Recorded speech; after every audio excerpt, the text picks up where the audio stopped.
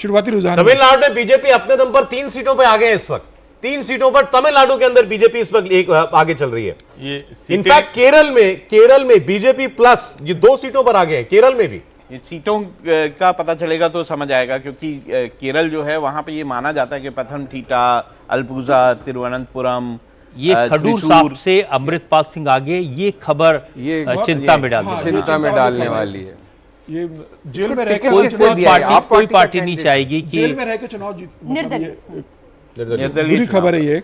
बिहार के अंदर एनडीए 36 सीटों पर लीड कर रहा है व्यूअर्स इस वक्त। पिछली बार 40 में से 39 सीटें थी, इस वक्त 36 सीटों पर बिहार में एनडीए यानी बीजेपी, जेडीयू, रामविलास चिराग पासवान की पार्टी सब मिलाकर के 36 सीटों पर बीजेपी इस वक्त आगे चल रही है। राजस्थान में भरतपुर संजना जाटव स्ट्रॉन्ग कैंडिडेट थी। आसाम में बीजेपी 10 सीटों पे आगे, कांग्रेस भी 3 सीटों पर आगे है आसाम में।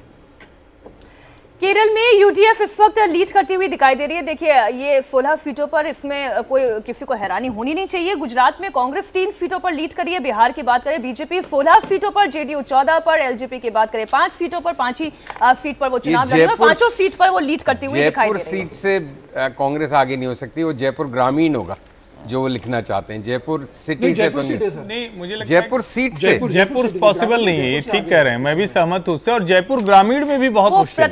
ये दोनों ही सीटें जो है ये भारतीय जनता पार्टी के लिए बहुत स्ट्रांग सीटें हैं। जयपुर ग्रामीण अगर दोनों में से सपोज कोई चेंज होता है तो जयपुर ग्रामीण चेंज हो सकता है, जयपुर तो नहीं हो सकता। जयपुर तो नहीं। बारामूला से उमर अब्दुल्ला इस वक्त आगे चल रहे हैं। राजस्थान के भरतपुर से कांग्रेस पार्टी आगे चलती दिखाई दे रही है। जयपुर सीट से कांग्रेस, लद्दाख में भी कांग्रेस आगे चल रही है। उड़ीसा असेंबली का अपडेट आपको दे दूं, 26 सीटों पर बीजेपी आगे है, 10 पर बीजेडी आगे चल रही है। मतलब क्या धर्मेंद्र प्रधान जी संबलपुर से जीतेंगे तो फिर से उपचुनाव होगा? देखिए बड़ा संबलपुर में बड़ा इंटरेस्टिंग चुनाव था। वहां पर बीजेडी ने अपने नंबर 3 व्यक्ति जो माना जाता है सरकार में उसे उतारा था, और बीके पांडियन पूरी तरह से इस सीट पे लगे हुए थे ताकि धर्मेंद्र पश्चिम बंगाल 11 भाजपा, 17 टीएमसी, 1 कांग्रेस पार्टी, 11-17 ये अभी तक डिफरेंस चल रहा है पश्चिम बंगाल में।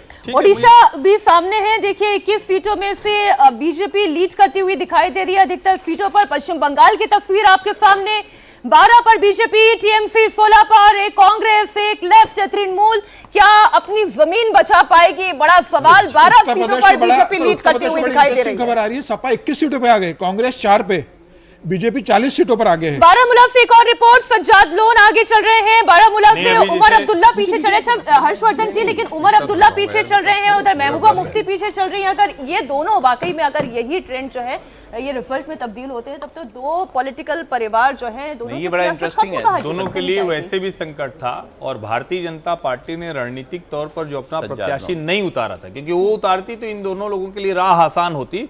अगर ये हो गया तो भारतीय जनता पार्टी की ये स्ट्रेटेजी भी काम करती दिखेगी। अगर हुआ तो, हालांकि मैं मानता हूं कि उमर अब्दुल्ला जीत जाएंगे। वैसे सज्जाद लोन को बीजेपी सपोर्ट कर रही थी, मिल जाएगा। सज्जाद लोन को बीजेपी सपोर्ट कर रही थी पीछे से। देखिए समाजवादी पार्टी, अब मेरे पास जो रिपोर्ट है उसमें तो 16 सीटों पर आगे चल रही है। यानी समाजवादी पार्टी ठीक ठाक चुनाव जिन सीटों पर उसका था दारोमदार वहां पर चल रही है। अगर आप बीजेपी के लिए क्लीन स्टेट्स माने तो उसमें अभी तक जो दिखाई दे रहा है दिल्ली, हरियाणा, मध्य प्रदेश, ये बिल्कुल पिछली राह की तरफ चलती हुई दिखाई दे रही है, स्वीप की तरफ, बीजेपी स्वीप की तरफ। हरियाणा में तो नहीं, माफ कीजिएगा, हरियाणा में, मध्य प्रदेश, गुजरात और दिल्ली, मध्य प्रदेश, गुजरात और दिल्ली। अब एक बार फिर से टैली पर आप निगाह दौड़ाएं जरा, एनडीए का देखें टैली, जहां पर 309 सीटों पर रुझान दिखाई दे रहा है। वो एनडीए के खाते में 149 सीटों पर इंडिया अलायंस आगे चल रही है। बारामूला से रिपोर्ट, उमर अब्दुल्ला पीछे। कश्मीर में बड़ा उलटफेर, अगर महबूबा मुफ्ती, उमर अब्दुल्ला दोनों हारते हैं, अगर यही ट्रेंड नतीजों में तब्दील होता है तो आप ये देखिए कि वो पारिवारिक पृष्ठभूमि से राजनीति को आगे बढ़ाने वाले चेहरों के लिए एक बहुत बड़ा डेंट होगा, और यहां से उनकी सियासत क्या डेटोरिएट करती जाएगी ये चर्चा जरूर होगी। इस बार कांग्रेस संजीवनी मिलेगी, 110 सीटों पे आगे चल रही है कांग्रेस। उत्तर प्रदेश का ट्रेंड भी देख लीजिए एक बार, बीजेपी 56 सीटों पर लीड करती हुई, समाजवादी पार्टी 17 सीटों पर लीड करती हुई, 2 पर अपना दल 2 ही सीट पर वो चुनाव लड़ी, आरएलडी 1 सीट पर लीड करती हुई दिखाई दे रही है, और बसपा का भी खाता नहीं खुला है, ना कांग्रेस का खाता खुला, लेकिन ना 2 सीटें जो ऐसी है जहां पर रायबरेली की अगर हम बात करें 1 सीट, वहां पर तो कांग्रेस पार्टी लीड करती हुई दिखाई दे रही है। शायद इसका आंकड़ा थोड़ा सा बदलना चाहिए। नहीं, मुझे लगता है अभी ट्रेंड आ रहे होंगे, चूंकि प्रयागराज में भी अभी अर्ली ट्रेंड में कांग्रेस पार्टी लीड कर रही है। वहां निदेश पार्टी के शिलान्यास पार्टी के बेटे और उज्जवल रमण आगे चल रही लगातार। इतना पुनिया इंपॉर्टेंट उम्मीदवार है क्या वहां पे? नहीं, चूंकि वहां भारतीय जनता पार्टी की मुश्किल है बाराबंकी में। तनुज पुनिया चूंकि बाहर से पढ़ के आए हैं, वो नौजवान है, लेकिन यहाँ कांग्रेस से ज्यादा बीजेपी की अपनी मुश्किल है। पार्टी वाइज में आपको बताऊं, बीजेपी 263 पर लीड कर रही है और कांग्रेस पार्टी 66 सीटों पर 66 पर लीड कर रही है इस वक्त। कांग्रेस पार्टी क्या 100 के आसपास पहुंचेगी या 100 पार करेगी? उनका अपना अंदर का दावा था। भारत जोड़ो न्याय यात्रा का असर है, भारत जोड़ो न्याय यात्रा का असर है। नेता कांग्रेस को मिलेगा, मुझे लग रहा है, ये अब तय लग रहा है कि बीजेपी अपने दम पे बहुमत पाएगी क्या?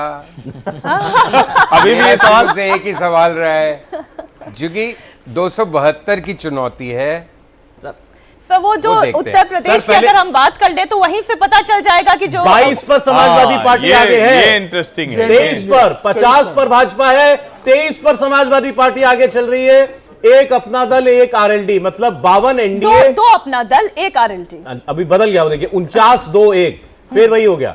52 पर एनडीए आगे चल रही है, 24 सीट पर समाजवादी पार्टी आगे चल रही है। क्या उत्तर प्रदेश के अंदर कोई बड़ा खेल बदलता दिख रहा है? इतना बड़ा खेल तो बदलता मुझे नहीं दिख रहा। मैं बार बार कह रहा हूं कि 15-17 सीटों का खेल है, वो भारतीय जनता पार्टी की अपनी मुश्किलें हैं, लेकिन 24-25 की तरफ जाएगा मुझे ऐसा बिल्कुल नहीं लगता है। बहुत चुकी ऐसी सीटें हैं, मैं कह रहा हूं जहां मुसलमान वोट है, पहली बार होगा कि भारतीय जनता पार्टी के सामने कोई मुस्लिम वोटों का डिवीजन नहीं। ये अपने आप में बहुत बड़ी खबर है, और अगर वो होता है तो सहारनपुर से आप शुरू करते हैं, अवध आते आते और फिर उधर की तरफ जाते हैं तो कुछ सीटें हैं जिसमें आजमगढ़, लालगंज, फिर ये गाजीपुर की सीट है, मऊ की सीट है, जहां मुस्लिम बहुत ज्यादा है। मुंबई सेंटर से उज्जवल निगम वकील जो है पीछे चल रहे हैं।